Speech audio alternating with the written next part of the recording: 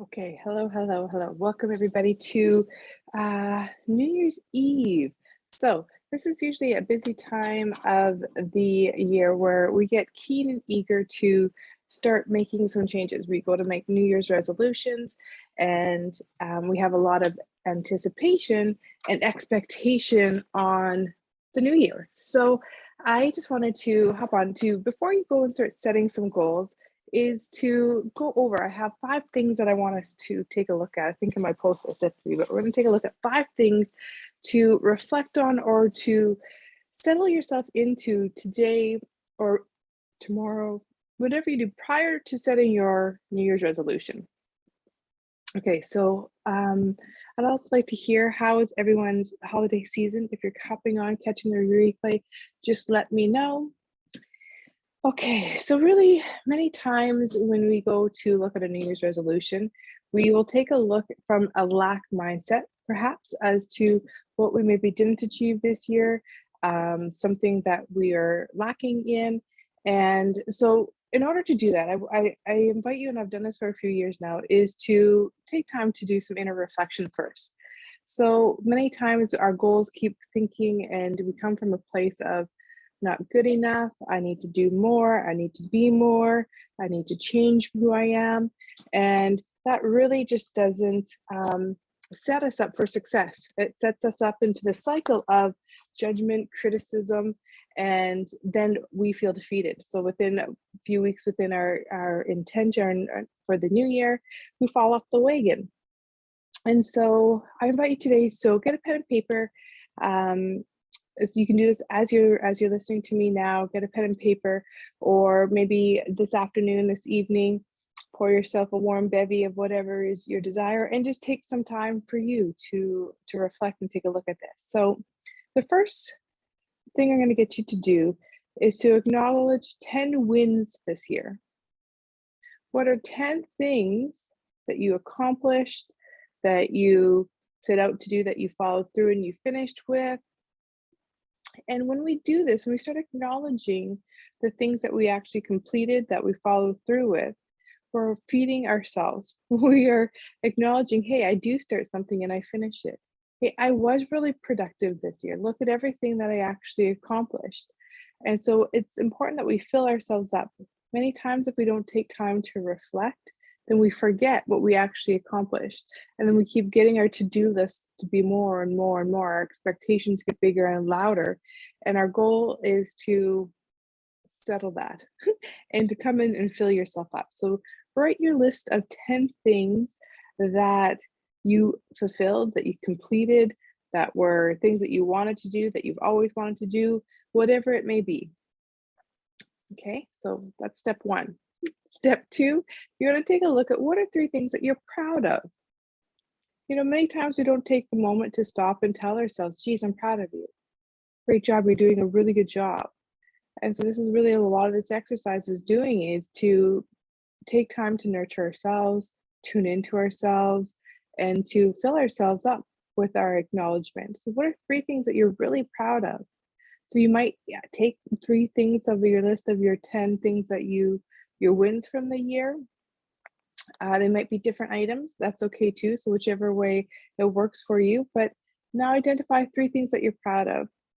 And when you do this, I even invite you to go look in the mirror, look at yourself eye to eye, and acknowledge yourself, and tell yourself that you're proud of yourself for whatever it is that you've accomplished. You maybe made it through, or maybe you're still working through, and you're proud of being able to take actions towards amongst the chaos of whatever it is. You know, because life is filled with our ups and downs. That's how we learn and grow. The only way for us to grow is through conflict. And so the more that we can surrender to that ebb and flow and acknowledge, hey, that when there is a conflict, it's a growth spurt. That's where I'm going to gain my wisdom and knowledge. Life becomes a little bit easier. We soften ourselves with it. We shift our mindset from, oh, look at everything that's going wrong, to the curiosity as to, what am I learning? What am I growing? How can I shift? Who can I become within this conflict? Okay, so step 3, what were your top 3 things that you did that were really fun? So you can make a list. Who did you enjoy being around? What activities brought you joy? What things do you still sit back and say, hey, I want more of that? So 3 to 5, and just because I say three doesn't mean you have to stop there. It'll get you reminiscing and being more mindful. Who are the people you want to connect with? Who are your circle of friends? Who are your peeps? And write that out. What brought joy? What was fun for you that you want to maybe create more of in the year to follow?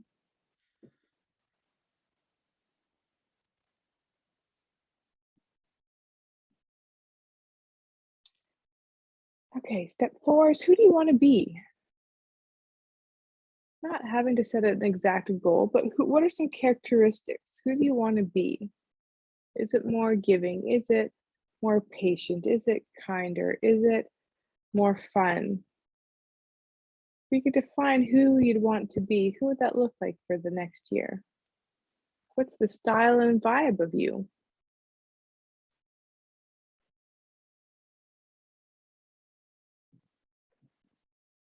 Okay.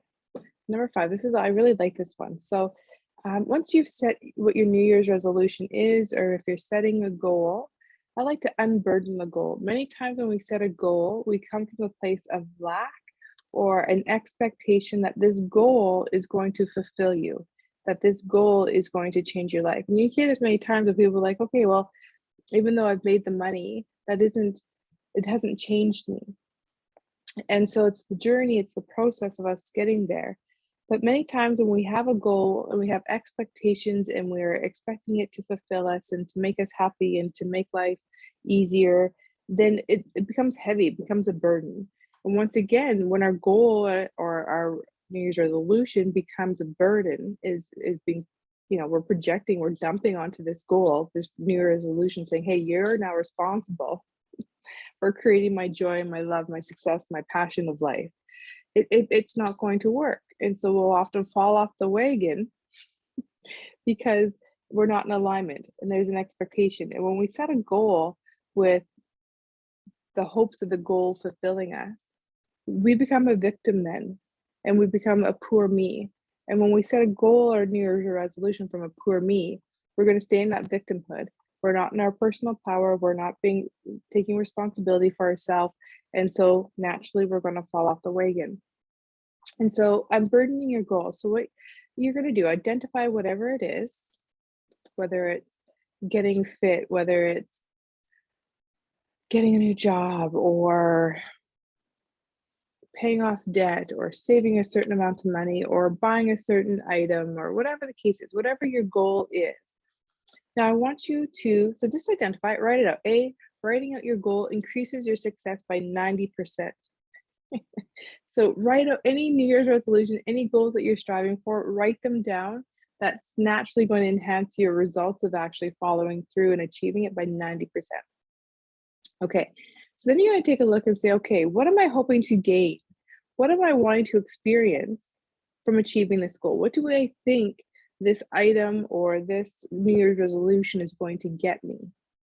And write down everything you think. As soon as you achieve it, what is going to have changed? Who will you now be?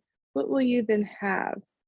And brainstorm all of those items, feelings, emotions, sensations, whatever it may be for you. But why are you setting up this New Year's resolution? But what is your hope? What are you secretly hoping that it's going to give you and to get you in life? Then the second part to that, once you've brainstormed your list, and there's absolutely nothing wrong, this is getting clarity. So the second part now is to now say, okay, this is what I was hoping this goal was going to get me. Now I need to take responsibility and I can start living my life from that place now without that goal being expected and to make that change for me. So now your list of all of your items that you're hoping that this goal is going to get you, you now have awareness of the needs or the desires that you're craving in life. And so now you get to take action. You get to take a look at, okay, these are the deeper desires that I'm wanting to achieve. What can I do today to start creating that momentum? And when we start taking responsibility and we start fulfilling those needs, it lightens the load of the goal or your end result.